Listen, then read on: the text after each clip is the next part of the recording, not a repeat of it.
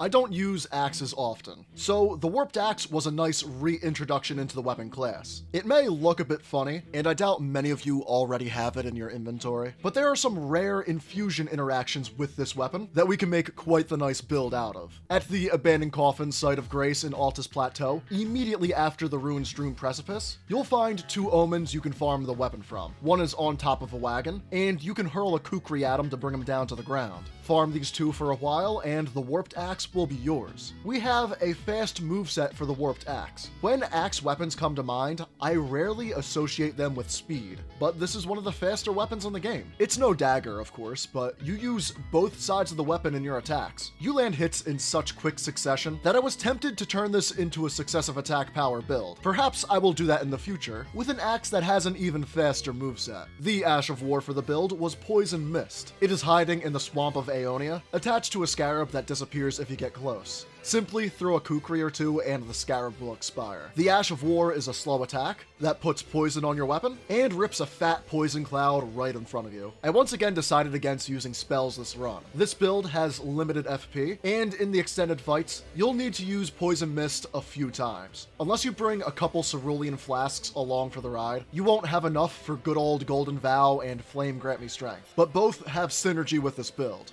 Start the fight by chugging the flask. When you approach the enemy, send out a poison mist. When the ash connects, it will deal a bit of damage and conjure that poison cloud. If said cloud does not poison the enemy, your now infused axe attacks will. Proc it, and it will activate the Kindred of Rot's Exaltation. The boost from this talisman and the two-handed sword talisman will give us nice per-hit damage for this wonderful alternate axe moveset. With the Poison Ash of War, we will be occult infusing the weapon. This will make our damage scale with both strength and arcane very well. I debated on doing a blood infusion instead, as this weapon has great status buildup, but opted for the better AR option for all those late-game fights that are bleed resistant or immune. For the question of the week, what is your favorite arcane build? For added challenge, you have to mention a weapon that is not the Mogwin Sacred Spear, because that weapon is at least a top 5 in the game for PvE, and I already know it is a favorite amongst most of you, myself included. With that weapon's disqualification, my favorite armament for arcane would either go to Eleonora's Pole Blade, or that occult Omen Killer Cleaver I used in a build video a couple years ago. And as always, for more videos like this, every Friday at 5 p.m. Eastern Time, be sure to like and subscribe to The Jersey Side.